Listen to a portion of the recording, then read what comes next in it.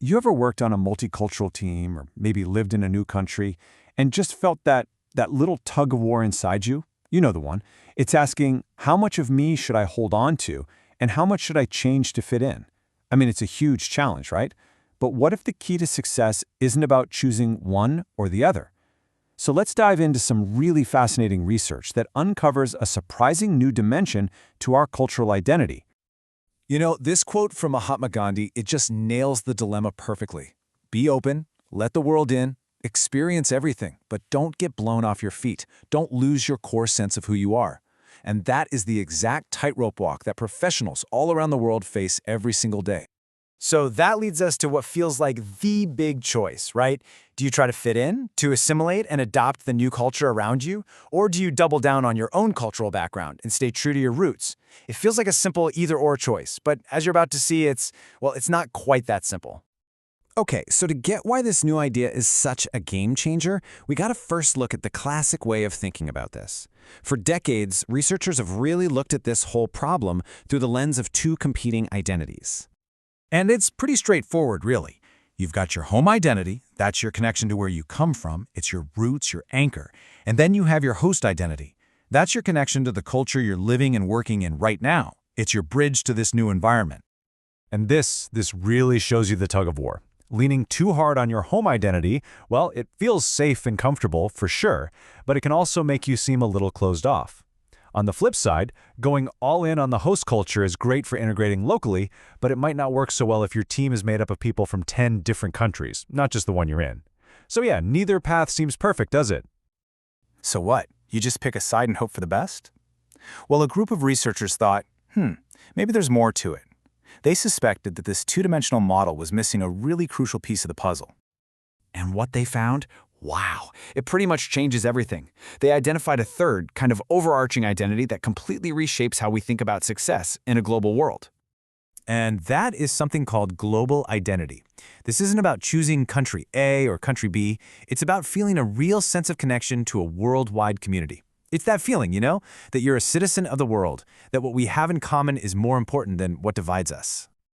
All right, I get it. Global identity sounds kind of nice and fluffy, but does it actually make a difference in your day-to-day work? Does it really change how your multicultural team sees you? Well, the answer, it turns out, is a huge yes.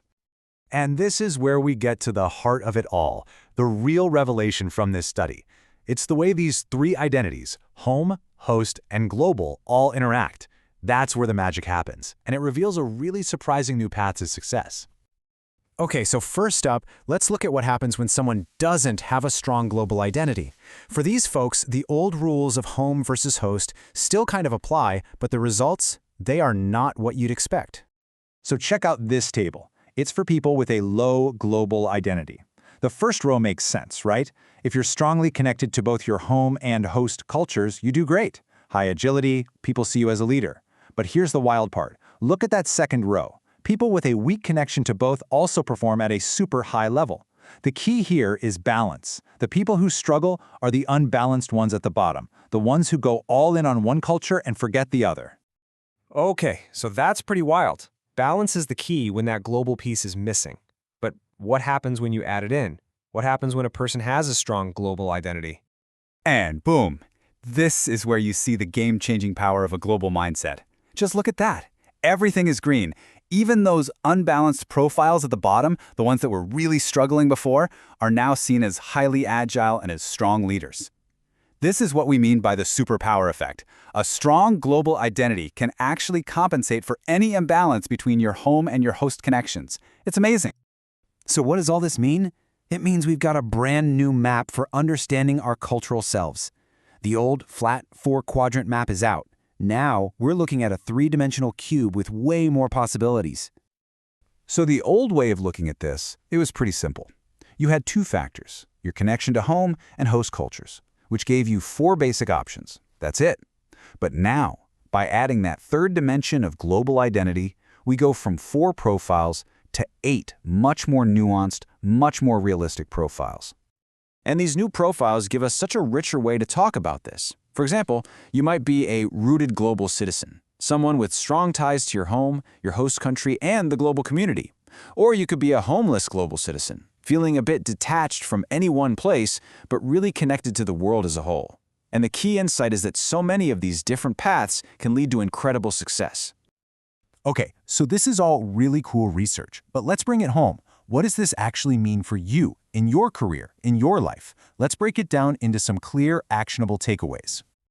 First things first, you gotta know yourself. Take a minute and think about where you stand on these 3 dimensions. Second, if that global thing doesn't feel like you right now, that's okay. Just focus on finding balance between your home and host connections. Third, and this is the big one, start actively building that global identity. Read widely, talk to people who are different from you, see yourself as part of this amazing global community. It's a genuine superpower. And finally, just remember, there's no single right answer here. Success can look like a lot of different things. What matters is finding what works for you. So here's the bottom line. Your cultural identity, it's not some rigid cage you're stuck in. It's a dynamic, flexible toolkit. You can learn to use different tools at different times, and you can even add new tools to the kit. And that leaves us with a really powerful question to think about. How are you going to consciously build and use your identity toolkit to thrive in our incredibly interconnected world?